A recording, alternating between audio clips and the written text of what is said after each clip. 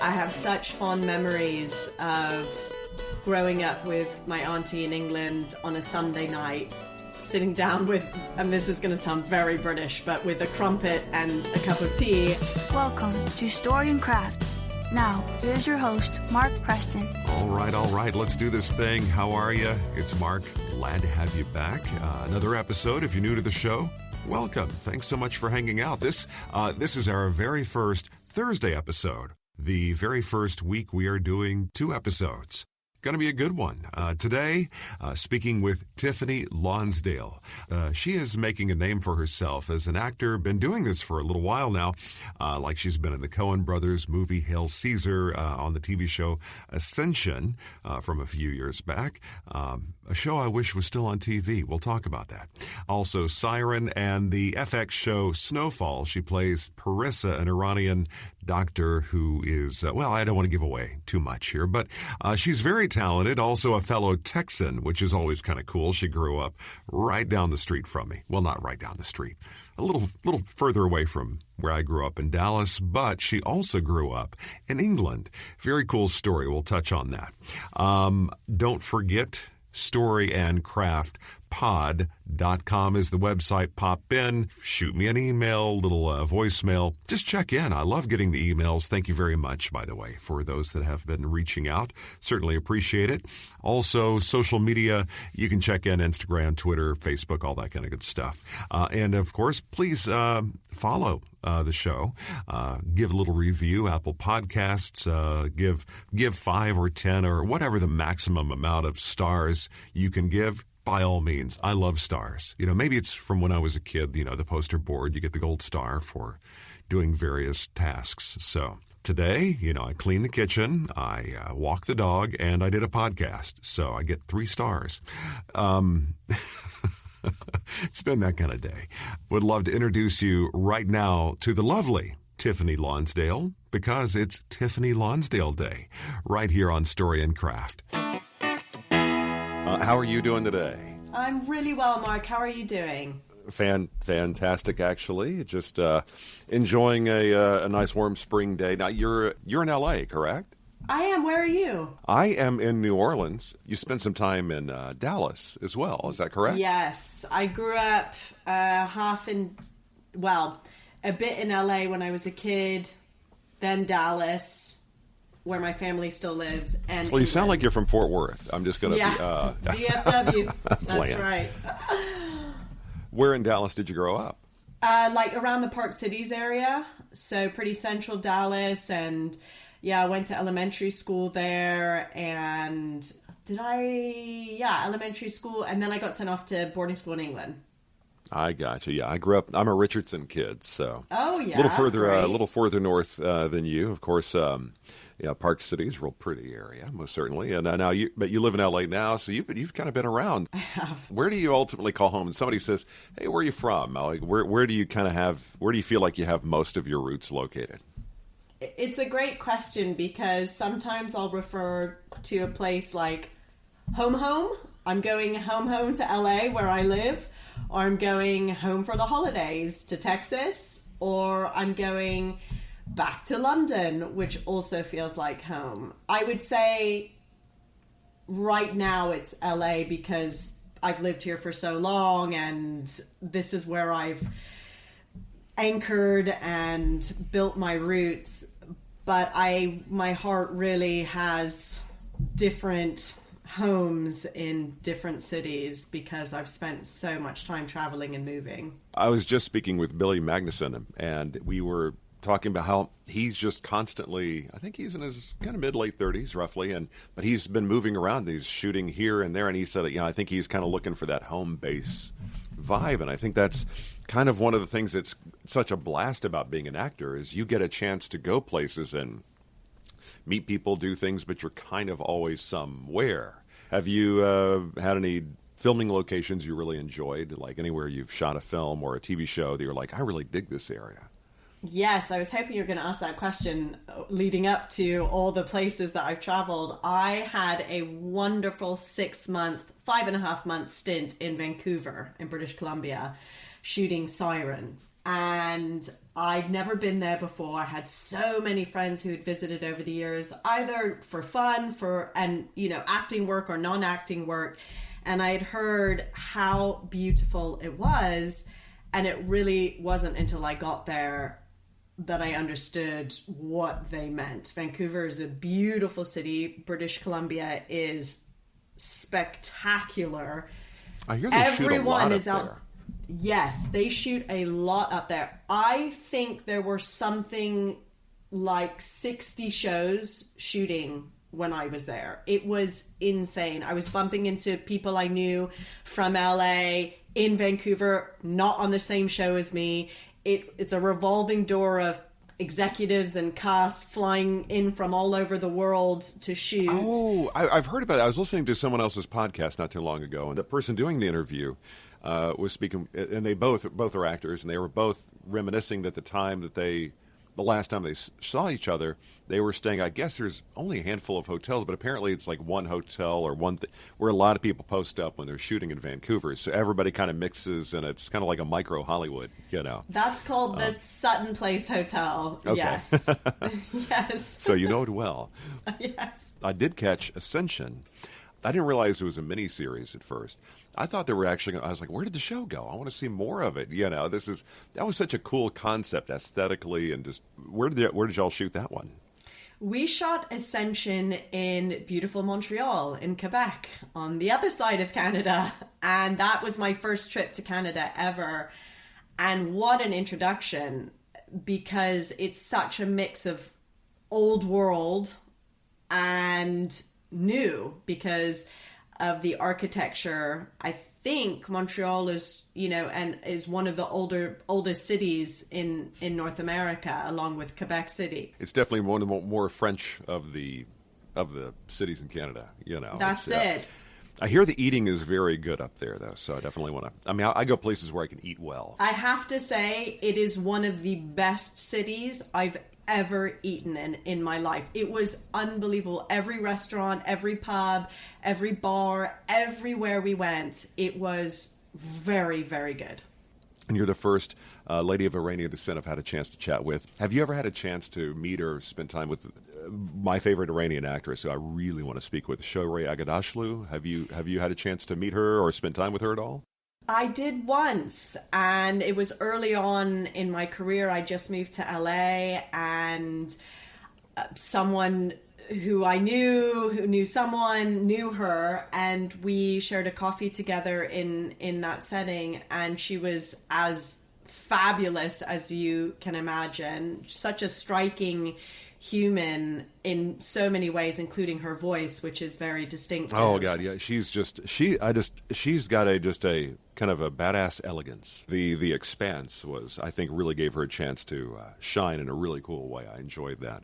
But yes. Like I said, you're the first lady of Iranian descent I've had a chance to speak with. So you beat her to the punch. All right. So Snowfall, it's FX, and I just caught an episode last night, and there are a couple episodes actually, and that's a series I didn't have a chance to really watch all the seasons, but I was trying to pinpoint.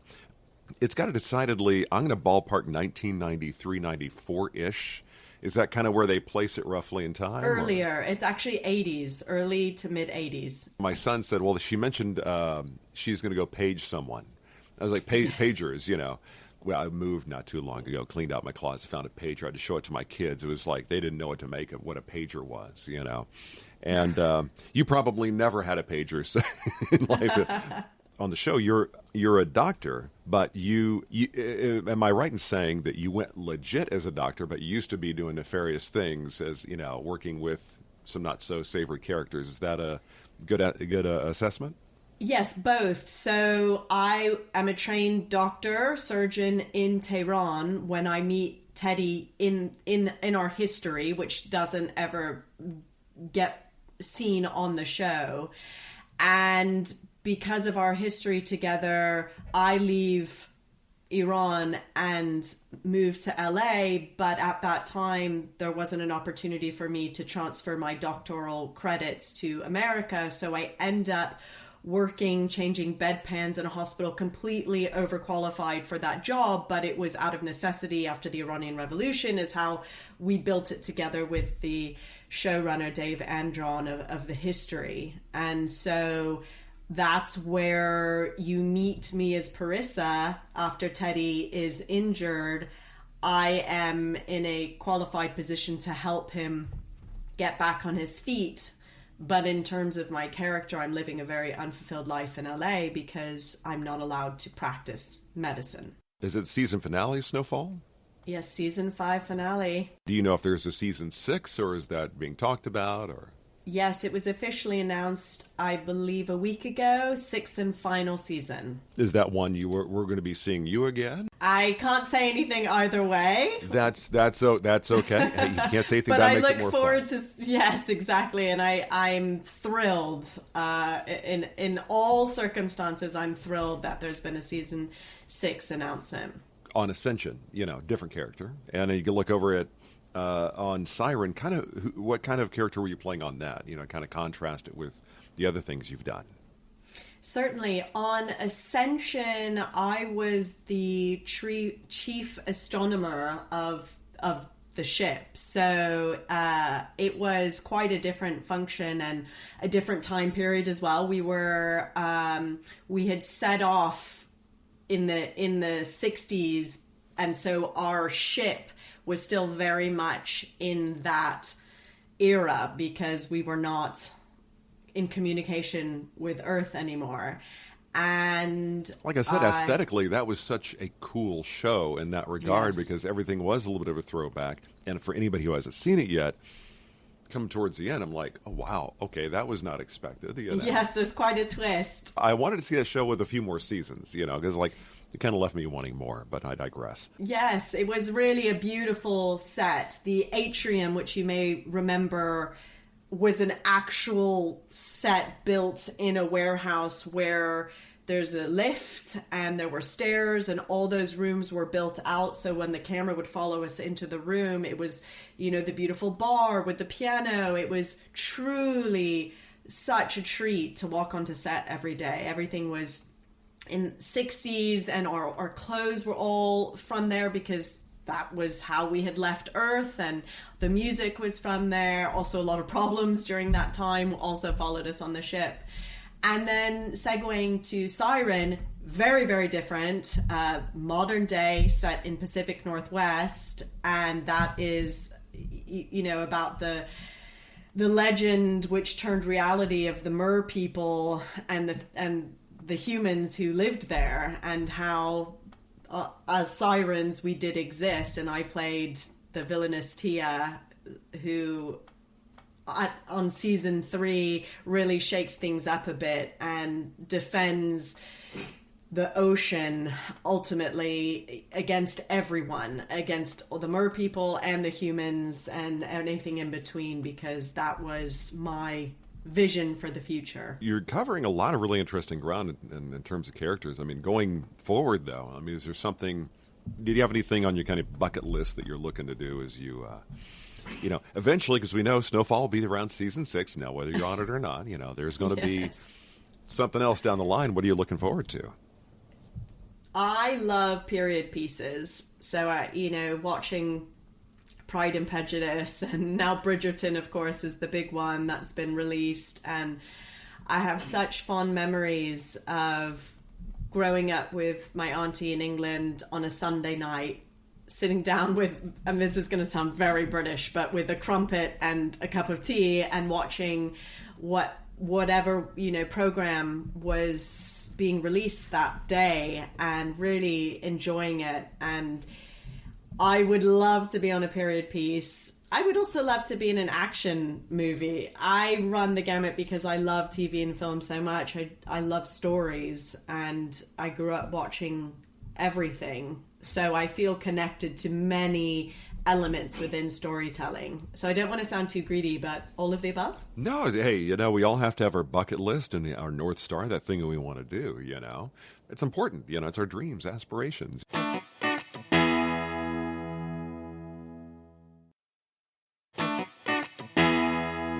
Now, I do want to go a little origin story. Now, I know you're talking about your folks. Now, were they at all involved in the theater or anything artistic? Or are you kind of the breaking the mold, the one, who's doing something different in the family?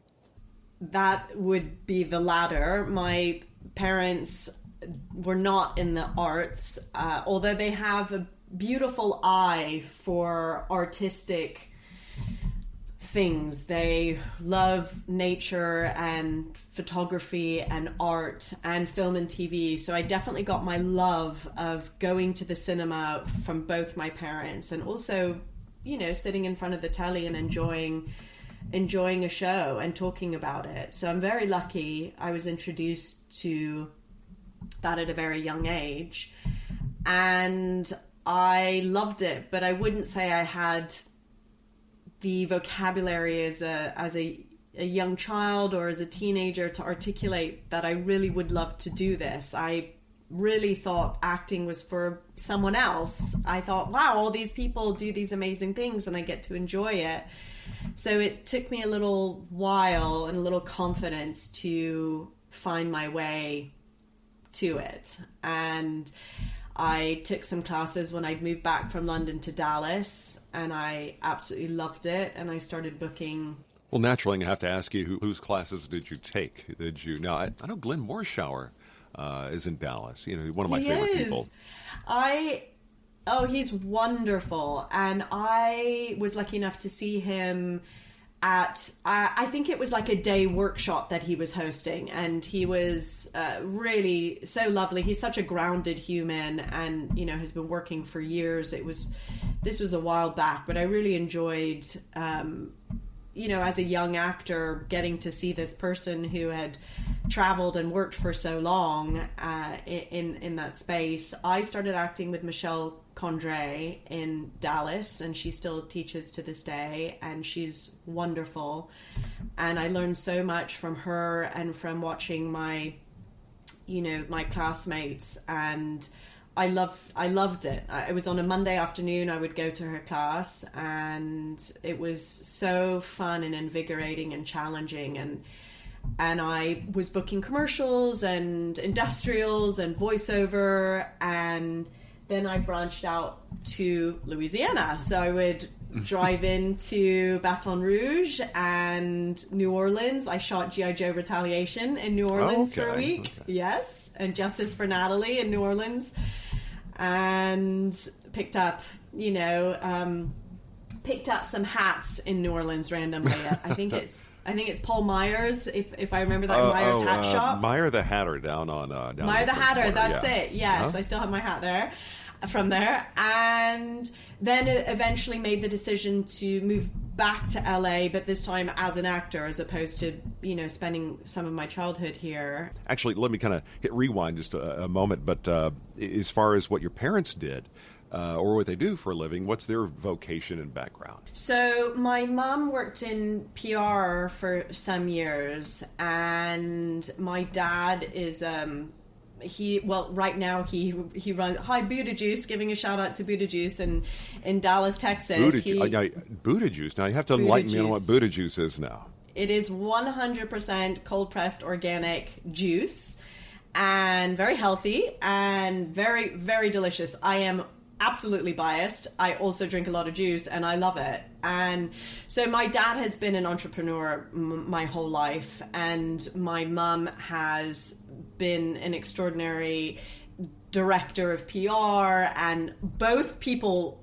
They are people persons, and I've learned a lot from both of them about how to communicate and ask questions and watch how they've navigated the world. And, neither of them were born in America. My mom was born in Iran. My father was born in England, and they both made their way here eventually. And now, where in England is your father from?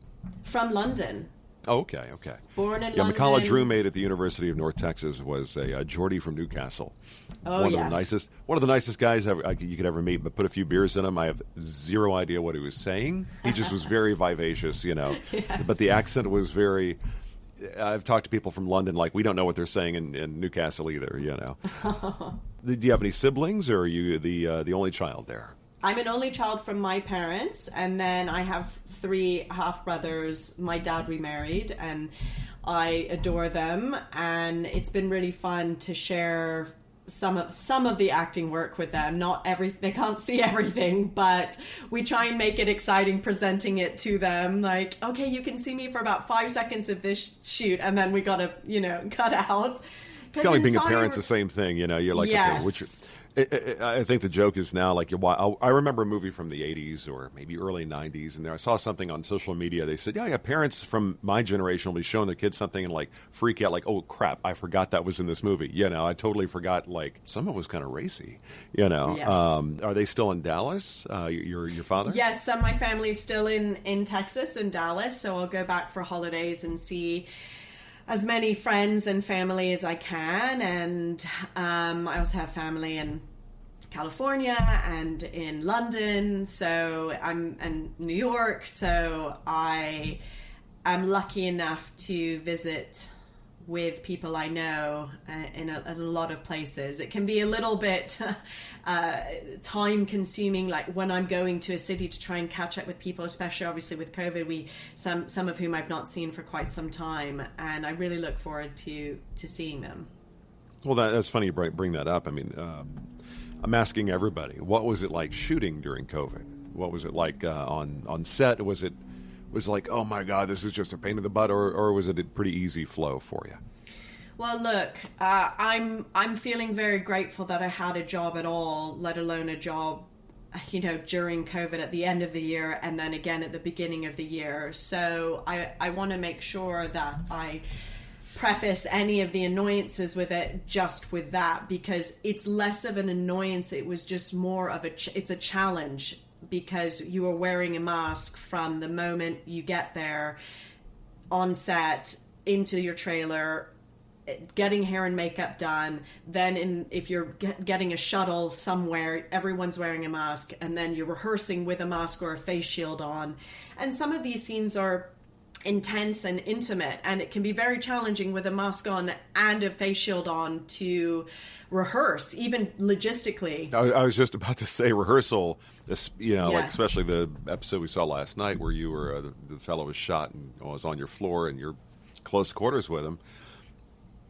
It's how in the world can you rehearse that without it being, Well, maybe that's good from an acting perspective. Y'all don't see each other's facial expressions, so it's a nice surprise and real and in the moment when you finally see each other. Who knows? But. Yes, absolutely. And I'll say I'm feeling very fortunate because we tested every 2 days essentially. So if I had to go in for a wardrobe fitting or going on set or an in-person table read, we would COVID test 2 days before that.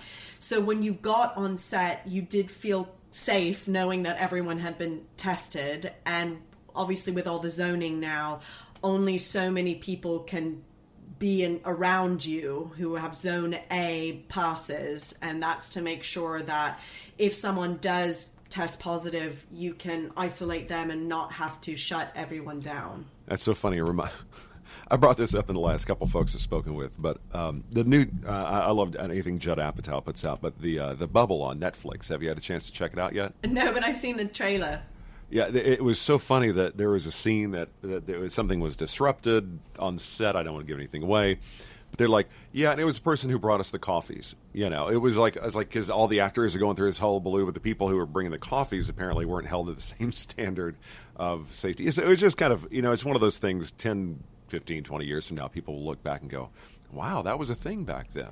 Yes. Now, I have to ask, I got to go back to the Dallas thing for one moment, but top 3 places you like to eat there. I'm all about food. Whenever I go somewhere, it's like where I like to go grab a bite, but kind of curious whenever you go back, you're like, I got to hit this place. Okay, there's a place called Spiral Diner, which is a vegan restaurant. That's in the Bishop Arts District, right? Yeah. I've been there.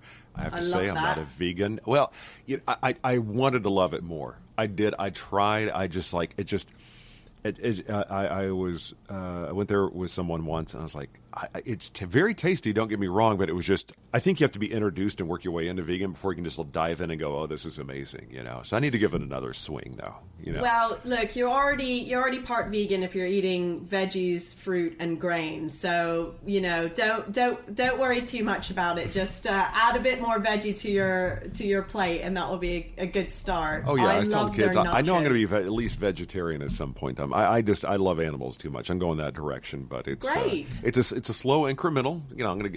I'll probably land on pescatarian at some point in time. But so I obviously can't ask you about your favorite barbecue place in Texas because that would No, that I'm not the audience for that. I love Bell's, Belse. That opened during the pandemic there, and they have a sister restaurant here in LA called Little Pine.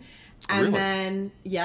then I love Kalajanji's, which is it's a vegan vegetarian restaurant at a Hare Krishna temple, and Really? they have Okay. honestly, it's one of the best.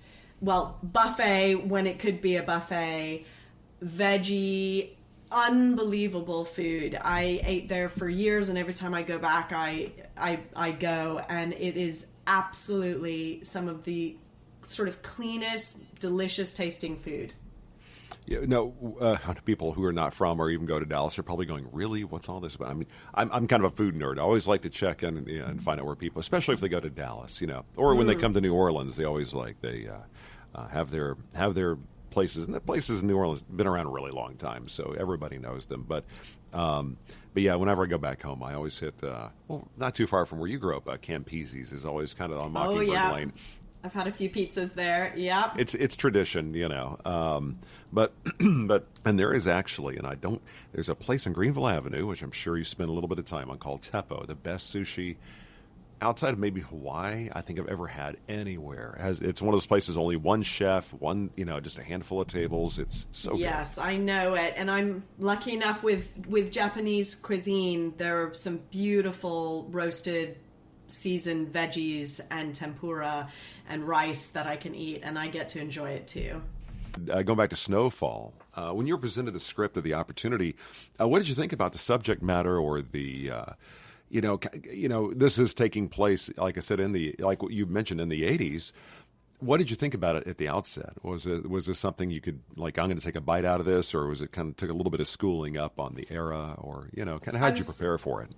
Yes, I was familiar with the show. I'd not seen all of the episodes by far when I was presented with the audition, and so I recognized it immediately. And when I read the character breakdown, Parissa, Iranian, strong-willed, droll sense of humor, powerful, intelligent, I was immediately drawn into that. And then I read the sides, the audition material, and was immediately very clear about who she was. I felt very connected with the writing and the audition scenes. And so I watched the final episode of season 4, which was the last one available to watch on Hulu at that time, in preparation. But I was actually getting on a flight the next day after I got the audition material. So I prepped on the plane behind my COVID mask and listening to Gugush, who is a huge Iranian singer, especially from 60s, 70s, 80s, so very time appropriate. And, I was muttering to myself behind the mask on this plane, and really enjoyed working on the audition material. It's a little spicy, it's fun, it's very droll, and I love all of those characteristics. And so then taped it and really felt I'd had a lot of fun in the audition, not knowing, of course, what the future held. And so I was very happy to send it off to my reps feeling like I'd had a lot of fun with it. Now, the dialect, of course, you have to have an Iranian dialect. Were you just channeling your mother at that point in time, just trying to bring some of her dialect, or was your ear already tuned to how Iranians in America sound? Or were you like, okay, I'm going to be my mother in this thing? Look, I was brought up around, many Iranians who speak English. And so it's different than an Iranian who was born. That kind of dialect is different from someone who was born in Iran, who was brought up speaking Farsi first, then maybe moved to America when they were a child and then adapted to English. As Parissa, I was born and bred in Tehran and learned English there and then would speak English here, which is, again, also very different. So I had an advantage of thinking about my grandmother and my great aunts and how they spoke. And I really just channeled all of them to some extent, and then my own interpretation of them. Now, do you get any notes or critique from your family on the character at all? I haven't yet, and I will not be asking for that. So no, not yet.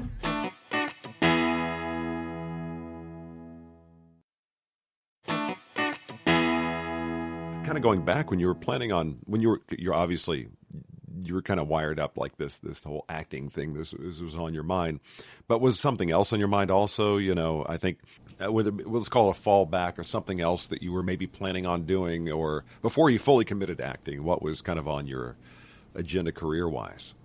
I actually started with the fallback career first, funnily enough. I was in production for many years. I worked for MTV in London, and I worked in live music events. I was in the talent and music department, and I love the logistical challenges that brought. My left side brain was challenged daily, and of course being at MTV was so much fun, and all the music that came through. And because I was in London, we worked with all of Europe and international talent. Now, is MTV over there still like MTV used to be? I think it's like, I remember when I worked in radio years and years ago, it was like this thing you had to watch MTV, because MTV was the cultural touchstone for what was going to be happening, be it music, trends, slang, everything. You had to be dialed in MTV if you were trying to communicate with a contemporary audience. Is it still like that in Europe? Because it's certainly kind of shifted. I don't even think there are videos anymore in music TV. What's it like in London? Well, it's been a minute since I've worked there, but from what I can recall, it was still very much part of the zeitgeist, and it was such a joy to see in person how it was growing along with the technology that we know today and combining it. And we had an office at that time in Oxford Street, and now everything, I believe, is in Camden Town, and it was just very vibrant, very alive, and I loved working with the talent. And in production, there was never a dull moment, as you know, in this industry, whether it's, music, live events, theater, voiceover, all of it. And I really enjoyed it, but there slowly came a point where I was questioning what I really wanted to do, and I would see the talent in front of the camera and feel a tug in my heart that maybe I wanted to do that. But when you're behind the camera, it's very hard to see and say anything like that, because you're hired to do a certain job behind the camera, behind the scenes, backstage, whatever the case may be, and the people in front of the camera have worked very hard to get there, and there felt like a chasm. I just did not see myself getting there. So didn't it seem like they're just different tribes when you're on a set? There's a tribe that's on camera, a tribe that's the kind of the corporate tribe, if you will, floating about. Then you have the people doing the heavy lifting, all the PAs and all that. It's absolutely. Whenever I act in anything, I always just want to know what everybody does. I'm like curious about, how did you end up doing this thing, And they all know each other because they're all moving from project to project to project, in terms of film, at least, I know. So you got that tug, that feeling like, okay, this is a thing for me. So did that incrementally just like you just start kind of not necessarily losing interest for behind the camera, but were you just dumping a whole lot of energy into just like, how do I do this thing? Was that kind of your process? it started to, the tug became more like a pull, and it got louder and stronger, and then I left London and decided to move back to the States to be closer to my family, because I'd been away for quite some time. And I then decided to quit everything I was doing and signed with an agent for voiceover in Dallas, Linda McAllister. And I know that name. Oh, she's wonderful. She was my first agent, such a lovely human being. That's had a little bit of a flashback. My mentor in voiceover, I'm going back like 30 years ago. He was with I think Campbell Agency. You know, so a lot of these names are still around in the Dallas area. Still going strong. You know, they really have grounded themselves in the Dallas, Texas markets and beyond for some of them, and they really. All of the agencies there, in my experience, were all so lovely and kind, whether I was ever signed with them or friends were, or, you know, you would meet them at events and so on and so forth. So I signed with Linda McAllister for voiceover initially, but in a market like Dallas and in Texas, at least at that time. It's very fashion-driven back then, wasn't it? Oh, I mean, yes, very much. Very much. And also it's there aren't managers, so you have an agent who represents you for commercial and voiceover and theatrical and industrial. And so when I signed with Linda, you know, I got a headshot made, but that was really just to meet her and try and impress her. And she said, look, you've got a good look, and would you consider going up for commercials? I said, thank you, I would love that. And that's when something clicked in me that I needed to be proactive and trust my gut and my voice about what I wanted to do.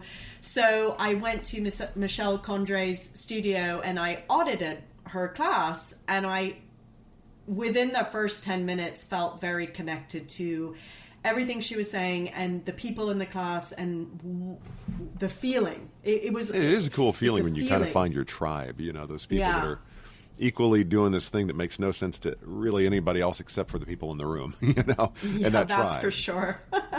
But, you know, it's so funny. All the greats, I mean, everybody did commercial. And one of the things about Dallas, or even Houston, and even the big metropolitan areas, there's a lot of commercial, and it's a great way for actors to keep food on the table while they're chasing and building their thing that they want to do, you know. It's excellent experience, and you get to see how sets are run, and you have to pay your dues, at least I did, and there were a lot of times that I was a background actor for many commercials, and that means schlepping many clothes options there and doing your hair and makeup and sitting in the Texas heat waiting for something to happen. You're giving me some creative PTSD right now, going remembering those days. Yeah, exactly.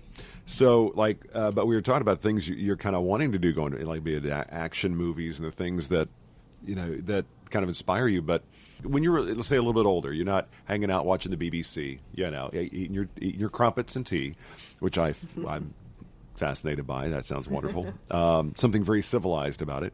Yes. But who are you watching that actors that were kind of North Stars for you when you were like, okay, now I know I want to do this thing. Okay, now that's who's doing it. That's who I love what they do. They inspire me.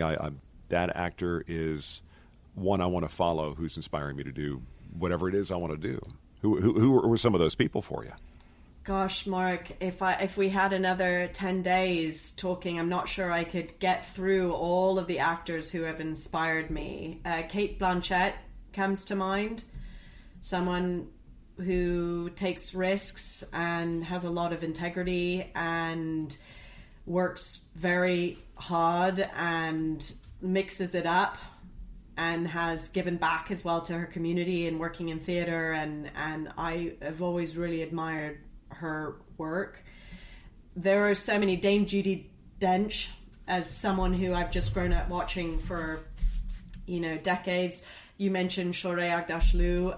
She's phenomenal, and someone I've also enjoyed really watching on The Expanse, but House of Sand and Fog and I still have yet to see that, and I don't know why. That's one that fell through the cracks. I don't know why. So thank you for reminding me. That is one I definitely. Now streaming, you can find anything all the time. It's so true. You can really tap in now and go back and enjoy it.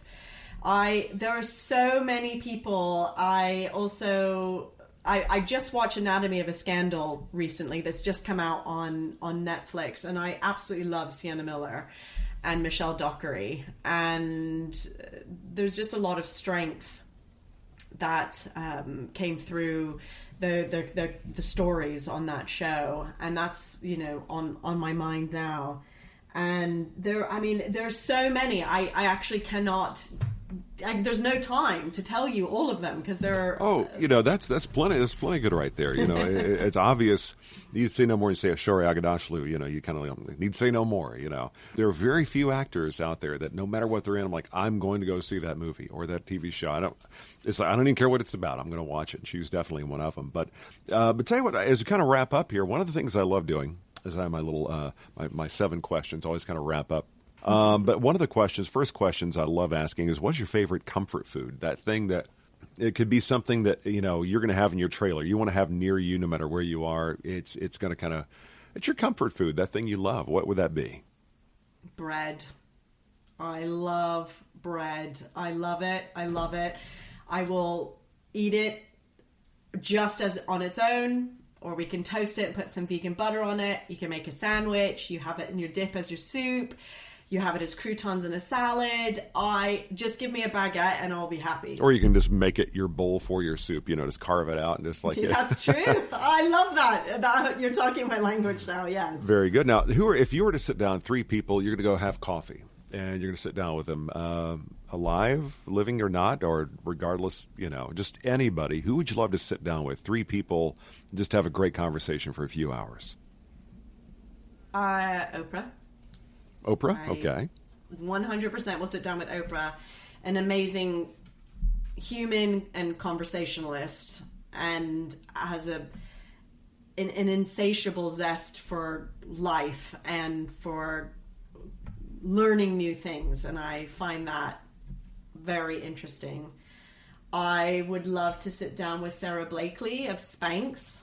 I feel like she would be a really cool person to have a glass of wine with. And I would love to talk about her because she's just so vivid she seems like just a very full human who loves life and lives it and works very hard. And number 3, who's it going to be? Oh my gosh, I've got 70 names flying through my head right now. I love Viola Davis. I think she's fascinating, and I love her as an actor and as a human, and she has a production company with a husband, and she's a mom, and she really roots for other people in the industry, and I love when she gets up on stage and talks, whether it's accepting an award or as a speaker. So articulate and present, and I would love to have a chat with her. Very good, very good. Well, next question is, who was your celebrity crush when you were growing up? Oh gosh, I'm getting all shy now. Oh gosh. Okay, well, I had 2.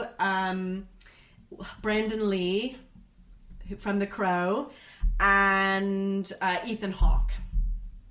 I can respect that Ethan Hawke. Well. I'm watching Moon Knight, I think, on the Marvel show. Oh yes, he is. Oh yes. In the character, he said that he modeled it after David Koresh. Oh wow. Branch Davidian. I was like, Yes. This is honestly one of my favorite characters he's done in a while, because it's not very much kind of in line with everything else he's done, which is always kind of fun to watch. So very good, very good. Yeah, 2 of them. I like that. Now, let's say you're going to be going to an island. It can be an island you love. It's going to be paradise. You're going to love it. No internet, no telephones, no nothing. But you can bring 1 album and 1 DVD of a movie you love. What would that album and DVD be? you're going to be there for a year, let's say? Mark, these are great questions, and it's tough because there are so many I love. Okay. You're kind of like me. You ever go to a restaurant with a really big menu and you just can't make a decision? I think you and I are like. Yes, it's challenging for sure. Oh my gosh. Okay, well, Princess Bride comes to mind as a great film to watch, and I feel like it's uplifting as well. And I feel like if I'm going to be on an island, I don't know if I'm alone or what's happening there, but I feel like I could probably use a little, upbeat film to keep me sane for a year. And then, an album. Oh my gosh. There are so many, Mark. My brain is going to Sarah McLachlan. I love Sarah McLachlan. Oh, I got a funny story about Sarah McLachlan. Actually, I was working on the radio in Dallas, and one of the lovely young lady I was working with, well, she was scheduled to have a interview on a Saturday with Sarah McLachlan. They were going to pre-record it and play it during the week. And, well, the radio personality became ill, called me up, I think 4 or 5 o'clock in the morning. It's like, can you come work my shift? And I was like, all right, cool.